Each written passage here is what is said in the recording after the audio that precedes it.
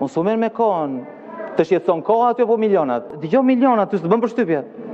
Po dëgjoj me vëmendje, lëre kohën. Jemi mësuar të dëgjojmë akuza nga opozita, sidomos, po jo vetëm, për zyrtar të lartë, për ministra, për zëvendës kryeministra, për kryeministrin, për korrupsion. Shpesh kanë qenë thjesht lidhje logjike, kur një tender prej 100 miliona euro jepet një kompani offshore, logjikisht nuk është çmenduri të mendosh që këto para kanë shkuar drejt një kompani offshore, sepse pas kompanisë offshore mund të fshihet një ministër, një kryeministër apo një zyrtar i lartë. Por sot, në fakt, unë dua të flas për diçka që kanë parë të gjithë, nuk e di nëse përfaqësuesit e majorancës e kanë parë apo jo, po kemi një rast ku nuk ka nevojë të përdorim logjikën. Kemi faktet se si zëvendës kryeministrja ka përcaktuar fituesin e një gare, duke harxuar shumë më shumë se ç'duhet të harxhonin qytetarët shqiptar për të ndërtuar tunelin e Llogaras. Janë fakte.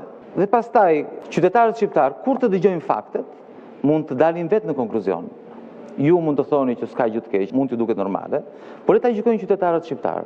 Tani, ka 3 momente kyçe të shpalljes së fituesit që janë shumë domethënëse dhe tregojnë qartësi se si zëvendës kryeministrja ka caktuar fituesin. Momenti i parë është kur Belinda Balluku i kërkon drejtorit të saj në fillim të shtatorit të 2021-shit, i kërkon ti komunikoj vlerat e ofertave pas janë hapur ofertat. Dhe Berberi shkruan, i thot, në orën 12:20 i shkruan në telefon, i bën fotografi sistemit elektronik të prokurimeve, kështu komunikon zëvendës kryeministrja mes drejtorin e saj nëpërmjet telefonit dhe i dërgon ofertat. Një kompani ka ofruar 160 milionë euro për të ndërtuar tunelin e Llogaras, një tjetër 180, një tjetër 189, një tjetër akoma 185 dhe kështu me radhë. Janë 5 ofertues. Zëvendës kryeministrja Balluku 14 minuta më vonë, pasi ka dëgjuar ofertat, i thot: sigurisht ky ka hyrë me një çmim skandal. E ka fjalën për atë që ka ofruar 10 milion më pak nga kompania që pastaj Belinda do shpalli fituese.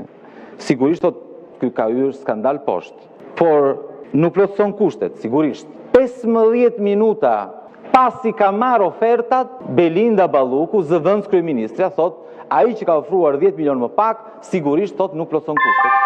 Momenti i dytë është kur Berberi thot, sa ditë do ta lëm që të duket sikur po e mendojmë. Ta lëm 15 ditë të duket, shprehjimisht të duket sikur e shpikun, shprehjimisht është këtu. Po them ta lëm 10 ditë, thot Berberi Ballukut. Se herën e parë e mbajtëm mbi 15 ditë dhe 5 kompani kishim, të duket që po vlerësojmë, shprehjimisht. Pastaj thon po e lëm 9 ditë, sepse kështu i duhej Ballukut. Por momenti më i rëndësishëm, momenti kyç që tregojnë qartë se si janë vjedhur milionat e qytetarëve shqiptarë, se flasin për miliona, me që po diskutoj për ilaçet, për shëndetësinë, po janë vjedhur miliona, mos diskutoni kot për shëndetësinë, jo ka ilaçe, s'ka ilaçe. Flasin për milionat, se për ilaçet duhen para. Dhe nëse parat vendosit i vidhni, normalisht s'mund të ketë para dhe për ilaçet pastaj. Por dëgjoni se çfarë ndodh kur shpallin fituesin. Në datën 1 tetor, pothuajse 20 ditë pasi kanë hapur ofertat, Berberi shkruan Ballukut, i thot, po nxjerrim fituesin e tunelit. Ndërkohë kanë skualifikuar të gjithë pjesëmarrjet e tjerë. Në 5 kompani, 4 prej tyre i kanë skualifikuar. Ka mbetur vetëm ajo që këta kishin paracaktuar. Dhe kjo del sepse kanë patur takime pafund. Janë 40 faqe dosje, më shumë se 40 faqe dosje. Tani dhe i thot, të nxjerrim tunelin, thot Belinda Balluku i përgjigjet thot, jo, thot, prit pak. Janë shprehjimisht, fjalë për fjalë. Prit pak. Për tunelin, okay, thot Berberi, ka frikë se mos kanë ndryshuar mendjen ndërkohë. Jo, thot Balluku, thot. Për tunelin po. Prit t'i çoj fjalën atij shefit pika që kërcënon me SMS.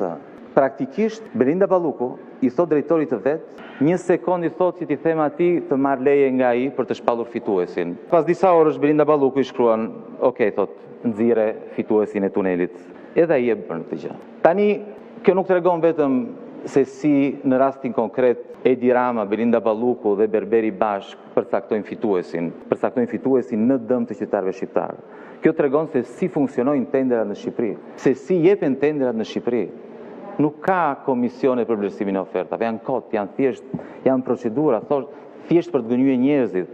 Ashtu siç thot Belinda Balluku, thot ta lëm 15 ditë apo ta lëm 10 ditë, të duket sikur po i vlerësojmë. Nuk ka fare. çdo gjë bëhet nëpërmjet telefonit. Çdo gjë bëhet nga shefi pika. Ai vendos të gjitha. Kjo po ndodh në Shqipëri. Tani shumë qytetarë që na ndjekin mund të thonë që po në fakt agron tani e kuptove ti, ne dim të gjë. Shqipëria është një mbledhje më të korruptuara në Europë, ne i dim këto gjëra. Po, është e vërtet. Është e vërtet që ne duhet të flasim për të ardhmen, duhet të flasim për zgjidhjen, si t'ja bëjmë. Si t'ja bëjmë në këto kushte, t'japim Shqipërisë një qeveri të pakorruptuar. Si t'ja bëjmë, t'japim një qeveri jo me ministra e zënës ministra, që tani janë në Arati, në Burg, apo në Hetim nga Spaku, se kanë vjedhur para të qytetarëve. Por kemi një problem shumë të madh, për të cilin askush nuk flet. Edhe ky problem shfaqet sidomos në këto momente. Milionat që vjedh Balluku, milionat që vjedh Edi Rama, nuk i përdor vetëm për pasuruar, për të ndryshuar jetën e saj, të familjarëve të saj, po i përdor sidomos për të fituar zgjedhjet. Dhe kjo është arsyeja pse ju jeni akoma në pushtet nga 2013.